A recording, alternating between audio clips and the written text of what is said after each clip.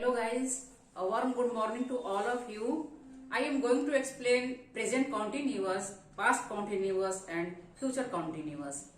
तो guys, आज हम लोग सबसे पहले समझेंगे प्रेजेंट कॉन्टिन्यूअस। प्रेजेंट कॉन्टिन्यूअस क्या है, इसका रूल क्या है, समझने का, पहचानने का नियम क्या है और बनाने का नियम क्या है।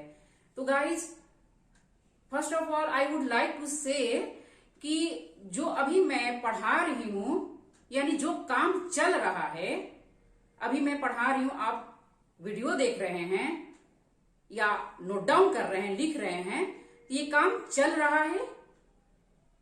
यस और नो? चल रहा है ना? जो काम कंटिन्यू चल रहा है, यानी काम चलते समय, करते समय जो हम लोग बताते हैं, तो उसको हम लोग प्रेजेंट कॉन्टिन्यूअस कहते हैं।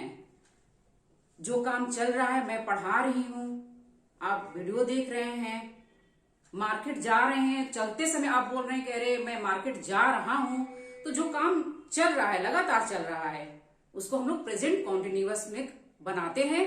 तो जैसे इसको समझने का रूल क्या है, पहचानने के क्या नियम है गाइस, तो प्रेजेंट कॉन्टिन्यूअस का सबसे पहले है हेल्पिंग वर्ब। क्या होता है? Is are M.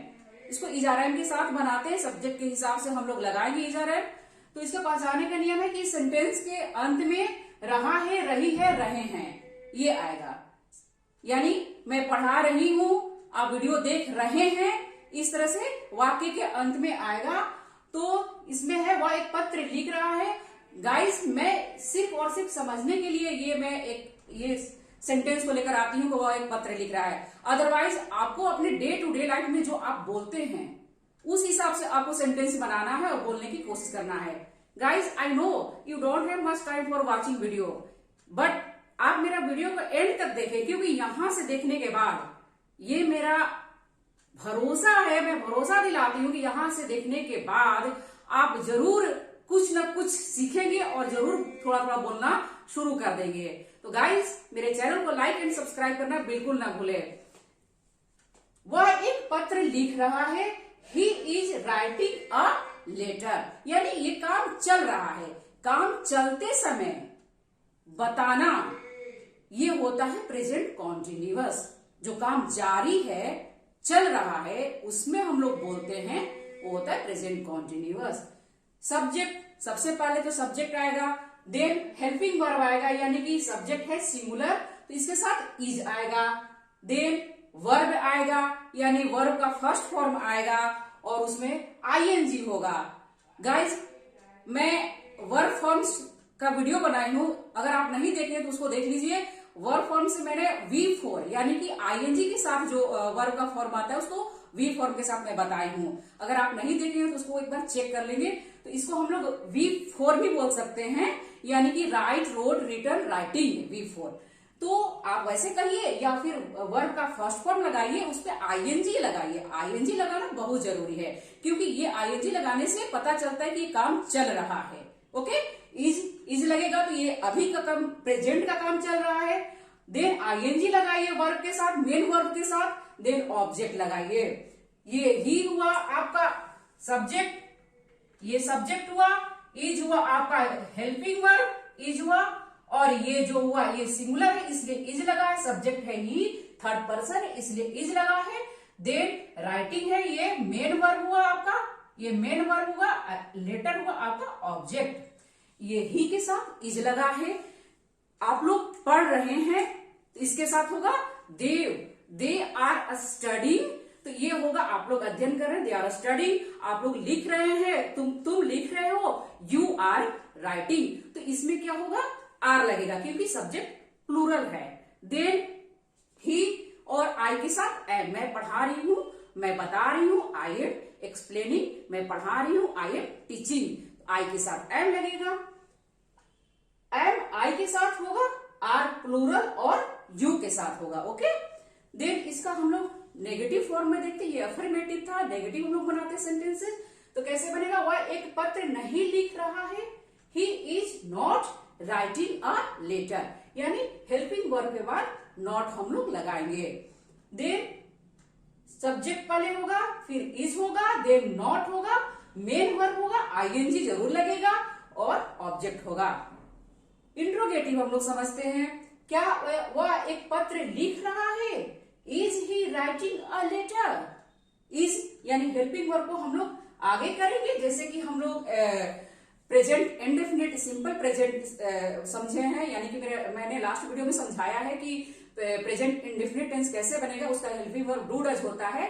तो सेम उसी तरह से हम लोग इसमें भी जो इज आर एम लगाएंगे हेल्पिंग वर्ब, और उसको जैसे इंट्रोगेटिव बनाना है तो उसको फिर हम लोग इस हेल्पिंग वर्ब को आगे करेंगे, यानी कि इज जो है ये बाहर की तरफ आ जाएगा इंट्रोगेटिव जब बनेगा तो इज फिर ही सब्जेक्ट हुआ, देन राइटिंग अ लेटर। इस तरह से आपका हो जाएगा।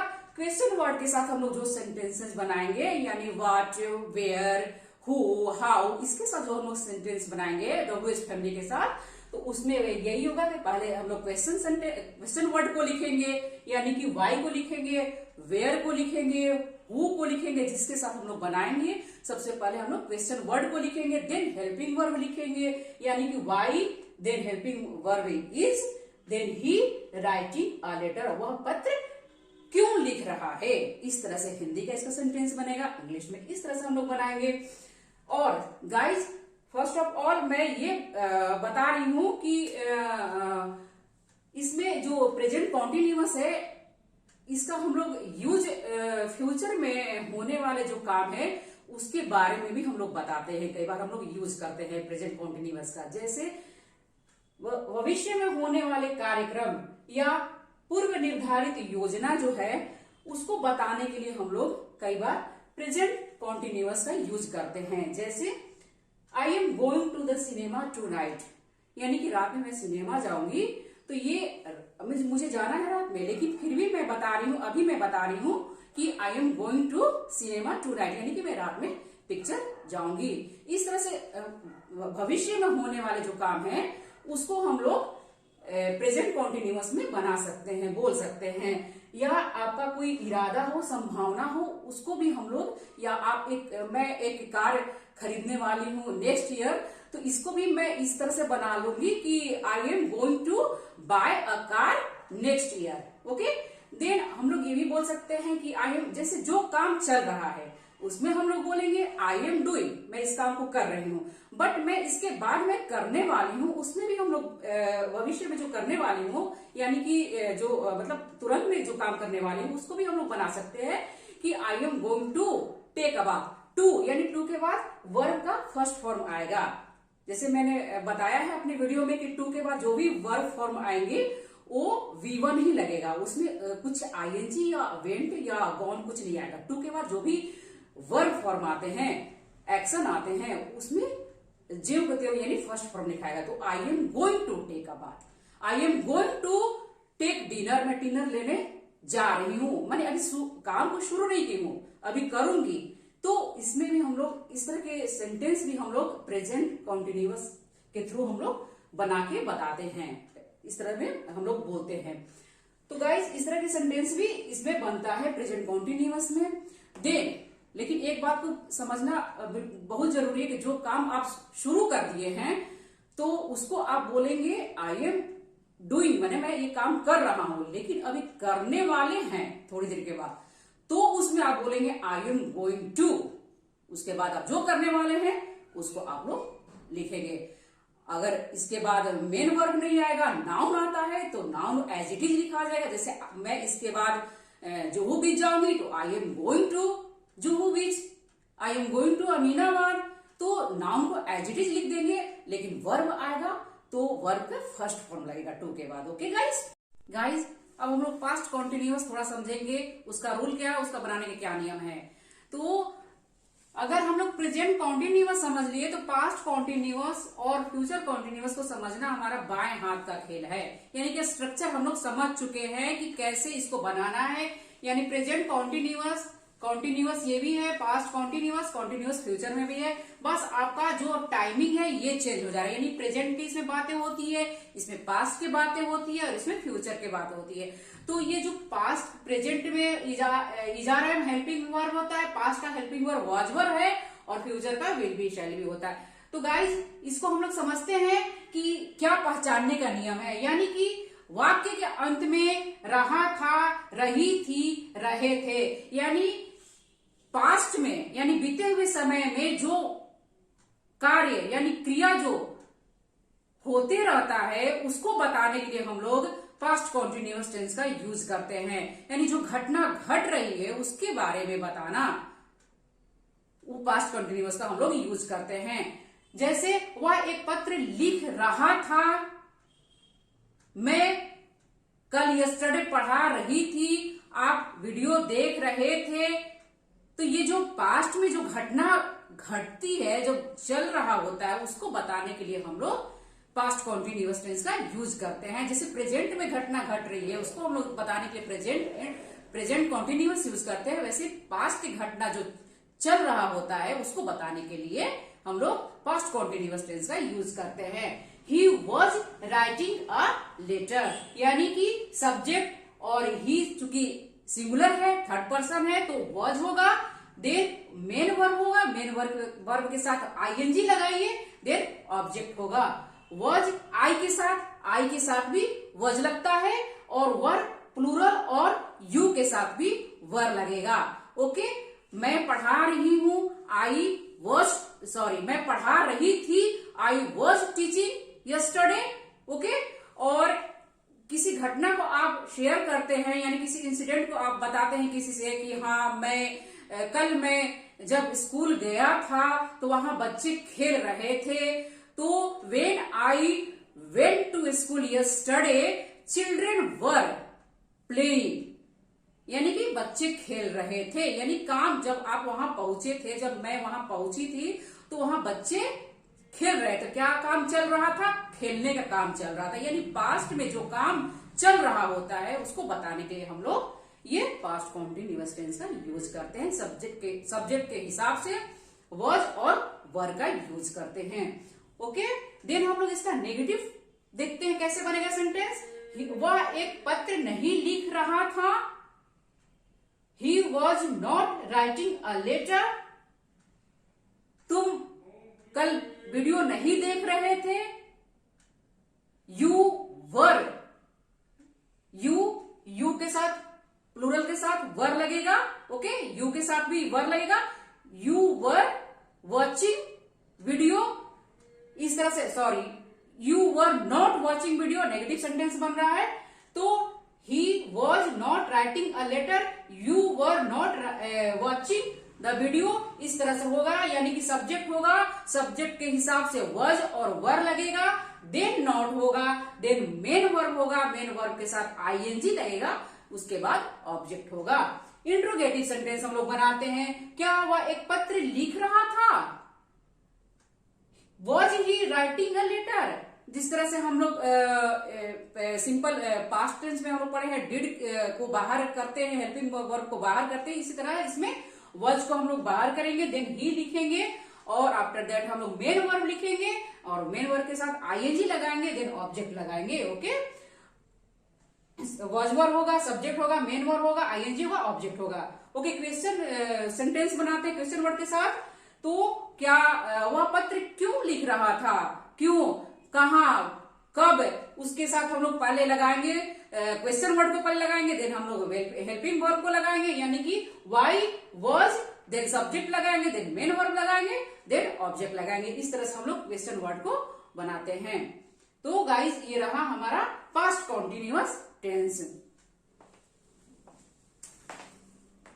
ओके, देन फ्यूचर को हम लोग देखते हैं, यानी भविष्य में जो काम होने वाला है कोई निश्चित समय पर, उसको बताने के लिए हम लोग फ्यूचर टेंस का यूज करते हैं।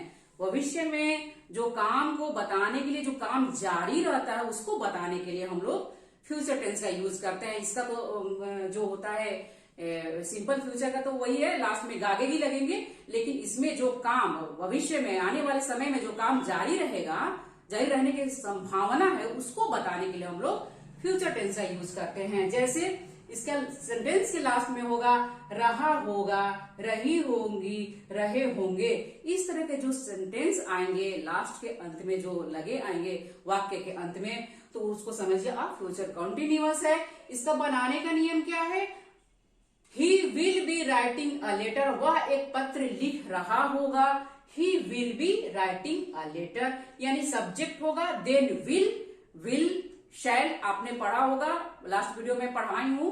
सिंपल फ्यूचर टेंस का जिसमें विल और शैल लगता है, तो ही विल इसमें बी लगेगा। ओके, राइटिंग यानी कि आईएनजी लगेगा, वर्ब फॉर्म के फर्स्ट फॉर्म लगेगा और उसके साथ ING a letter. Subject plus will be plus verb, main verb and ING plus object. और गाइस एक चीज और मैं बता रही हूं कि आप कहीं बोलते हैं इस तरह से कि मैं यहाँ पर हूं और संभावना है इस समय मेरी मम्मी खाना बना रही होंगी, टीचर पढ़ा रहे होंगे, तो आप विल बी के साथ बनाइए या आप मस्ट बी के साथ भी you can say, you can make the sentence. आप इस तरह के सेंटेंस मस्ट बी के साथ भी बना सकते हैं। जो संभावना है कि ये काम हो रहा होगा तो उसको आप मस्ट बी के साथ बना सकते हैं। मस्ट बी प्लस V4 यानी कि वर्ब में आईएनजी लगा सकते हैं। जैसे he must be writing a letter, mummy must be cooking food, papa must be coming आ रहे होंगे, गेस्ट आ रहे होंगे, गेस्ट मस्ट बी अराइविंग आ रहे होंगे। इस तरह से मस्ट बी के साथ भी आप बना सकते हैं। यदि आपको कहीं रिटेन करना है तो विल बी के साथ बनाइए, शैल बी के साथ बनाइए, लेकिन आपको बोलने में बोलना है तो you can say must be with verb का फोर्थ फॉर्म लगेगा यानी कि आईएनजी के साथ आप बना सकते हैं, बोल सकते हैं। ओके, इसका नेगेटिव सेंटेंस देखते हैं। वह एक पत्र नहीं लिख रहा होगा, ही विल के बाद नॉट आएगा, देन बी होगा। इसका ध्यान रखिएगा, विल बी नॉट नहीं होगा, will not be writing a letter, इस तरह से होगा। सब्जेक्ट पहले आएगा, फिर विल आएगा, देन नॉट होगा, फिर बी होगा। ओके, देन मेन वर्ब होगा, ऑब्जेक्ट होगा। विल नॉट को आप ब्लेंड करके ओंट बी बोल सकते हैं। Okay, won't be. Okay, then आप मस्ट या इसको ऐसे बनाइए, he must not be writing a letter, या इसको नेगेटिव में है लेकिन इसको अफर्मेटिव भी बना सकते हैं। He must writing a letter, not लगाना है तो मस्ट के बाद नॉट लगेगा, जैसे विल में नॉट लगा है वैसे यहाँ नॉट होगा, देन बी होगा, फिर राइटिंग अ लेटर। इसको आप मस्ट नॉट बी को ब्लेंड करके मसंट भी बोल सकते हैं। ओके, इंट्रोगेटिव सेंटेंस, क्या वह एक पत्र लिख रहा होगा? यस और नो में तो इसका जवाब आता ही है।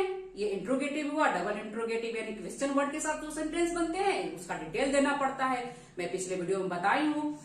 तो इसमें क्या होगा, will he be writing a letter यानी कि हेल्पिंग वर्ब बाहर आएंगे, देन सब्जेक्ट आएगा, देन बी होगा, देन राइटिंग मेन वर्ब होगा, उसमें आईएनजी जरूर लगाएंगे आप, और ऑब्जेक्ट होगा। इस तरह से आप इसको इंट्रोगेटिव में बनाएंगे। और अगर आपको डबल इंट्रोगेटिव बनाना है यानी क्वेश्चन वर्ड के साथ बनाना है तो फिर यहाँ पर वाई लगाइए, व्हाट लगाइए, जो भी लगाना है क्वेश्चन वर्ड पहले लगाइए, देन विल आएगा, वही पुराना रूल, हेल्पिंग वर्ब आएंगे, देन ही होगा, बी होगा, इस तरह से होगा। अगर इंट्रोगेटिव एंड नेगेटिव बनाते हैं, ये भी सेंटेंस बनता है कि क्या वह पत्र नहीं लिख रहा होगा, ये इंट्रोगेटिव एंड नेगेटिव है। इसमें क्या होगा, he will not, he will not तुरंत आएगा, फिर भी होगा, जैसे इसमें आ रहा है नॉट के बाद भी, इसी तरह इसमें भी आएगा, will he not be writing a letter. इस तरह से आप इसको बनाएंगे। तो गाइज इस वीडियो के देखने के बाद मैं यह उम्मीद करती हूं कि इसके बाद आप बहुत इजी तरीके से सेंटेंस बनाएंगे और बोलेंगे। रोज 5-10 सेंटेंस बनाइए और इस तरह के सेंटेंस जस्ट एक प्रैक्टिस के लिए बना सकते हैं, लेकिन कोशिश करिए कि जो डे टू डे लाइफ में आप सेंटेंस को बोलते हैं उसको बनाने की कोशिश करिए। यानी कि मम्मी पापा भाई बहन जो भी मेरे फ्रेंड्स हैं, मैं वहां ये कर रहा हूँगा या मैं कर रहा था, पास्ट की बात बतानी है या आपको प्रेजेंट की बातें बतानी है। तो इस तरह से इन टेंसेस को यूज करके आप बोलने की कोशिश करिए। डे टू डे लाइफ में जो घटना घटित होती है उसके बारे में आप कोशिश करिए। ये स्ट्रक्चर सिर्फ और सिर्फ समझने के लिए किया जाता है, आप समझिए, लेकिन बोलने की प्रैक्टिस अपने डे टू डे लाइफ में जो घटना घटित होती है, जो आप बोलते हैं, उसको लेकर आप कोशिश करिए। सो गाइज, मेरा वीडियो पसंद है तो प्लीज लाइक एंड सब्सक्राइब करना बिल्कुल ना भूले। Thank you guys.